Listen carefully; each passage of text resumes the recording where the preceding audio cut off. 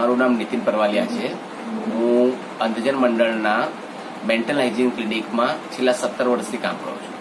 હું અંધજન મંડળના વિશે હું તમને થોડીક માહિતી આપી દઉં. તો અંધજન મંડળ એ તમામ દિવ્યાંગ બાળકો, જેમાં તમામ પ્રકારની દિવ્યાંગતાઓ, જે મલ્ટિપલ ડિસેબલ બાળકો હોય, ઇન્ટેલેક્ચ્યુઅલ ડિસેબલ બાળકો હોય, ફિઝિકલ હેન્ડીકેપ બાળકો હોય, ઇવન મેન્ટલ ઇલનેસ હોય, એ લોકો સાથે કામ કરે છે.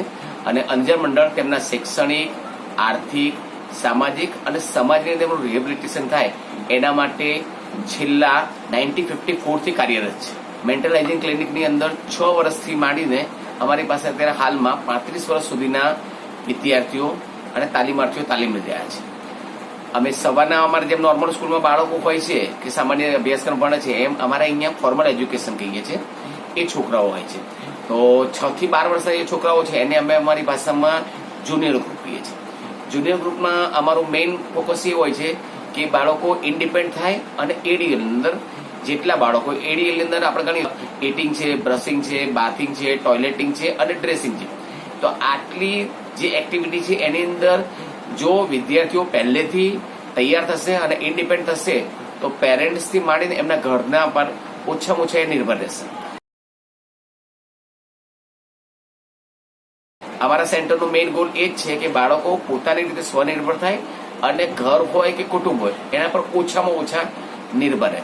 નોર્મલ છોકરાઓને જેમ સ્કૂલિંગ એજ્યુકેશન હોય છે એવી રીતે અંદર એજ્યુકેશનમાં ફંક્શનની અંદર અમે એ લોકોના નંબર્સથી માંડીને એનિમલ્સ છે, બર્ડ્સ છે, જનરલ નોલેજ છે, સોસાયટીના આપણા વર્કરો છે અને આપણે જે સોસાયટીની અંદર રહીએ છીએ એ સોસાયટીની અંદર કોણ કોણ અને કયા કયા સમાજના વ્યક્તિઓ રહે છે એ લોકો સાથે બી અમે પરિચય કરવામાં આવીએ છીએ.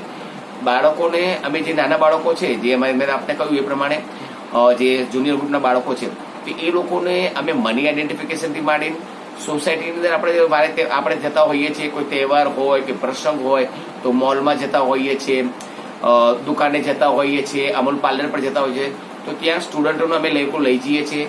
બેંકની વિઝિટમાં છોકરાઓને લઈ જઈએ છીએ. એટલે બેંકનું કામકાજ શું છે, સફાઈ કામદારનું કામકાજ શું છે, આપણા ધર્મ છે તો આપણું મંદિર, તો મંદિરની અંદર શું શું હોઈ શકે છે, શ્રાવણો મહિનો તો શ્રાવણો મહિનાની અંદર શંકર ભગવાનનો જે મંથ છે એમાં આપણે શું શું કરીએ છીએ, છોકરાઓના એક્ટિવિટી, એ બધું એનું મહત્વ શું છે. બીજું, આપણો દેશ એ બહુઆયામી એટલે વિવિધતામાં એકતાવાળો દેશ છે. તો એની અંદર આપણે હિન્દુ, મુસ્લિમ, શીખ, ઈસાઈ, તો અમે છોકરાઓને ગુરુદ્વારાની વિઝિટ પણ લઈ જઈએ છીએ, ચર્ચમાં પણ લઈ જઈએ છીએ અને એ ધર્મના લોકો બી જે રહે છે તો એમની રહેન સહેન શું છે એના વિશે બી બાળકોને અવેર કરીએ છીએ.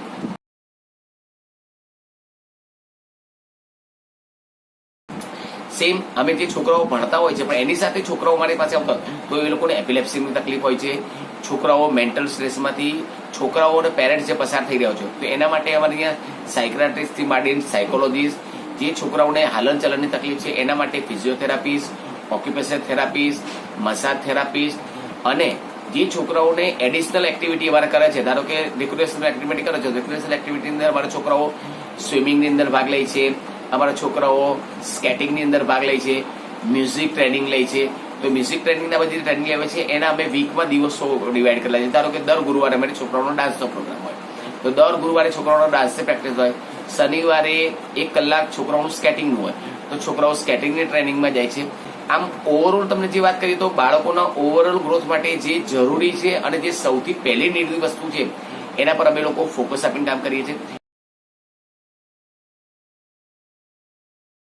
અમારા અહીંયા જે મલ્ટિપલ ડિસેબલ બાળકો છે, ડેફ બ્લાઇન્ડ બાળકો છે અને જે ઇન્ટેલેક્ચ્યુઅલ ડિસેબલ છે એનું અમારું વોકેશનલ ગ્રુપ ચાલે છે.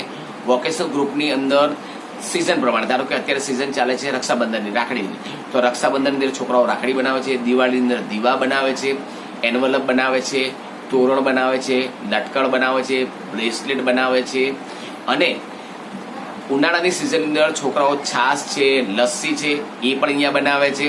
તો એ બધી વસ્તુઓ જે બાળકોને અમે અહીંયા પ્રેક્ટિકલ ટ્રેનિંગ આપીએ છીએ, અહીંયા છોકરાઓ આવે, વસ્તુઓ લાવે અને શીખે. એ પ્રેક્ટિકલ ટ્રેનિંગથી એમણે ઘરે પણ મદદરૂપ થાય છે અને અહીંયા જે છોકરાઓ છે એ લોકોને દર વર્ષે અમે એ લોકોને સ્ટાઇપન્ડ પણ છોકરાઓને આપીએ છીએ, જેનાથી વિદ્યાર્થીઓને બી એમ લાગે કે અમે બી પોતે આ સમાજનો એક અંગ છીએ અને અમે પણ સારી રીતે કામ કરી શકીએ છીએ.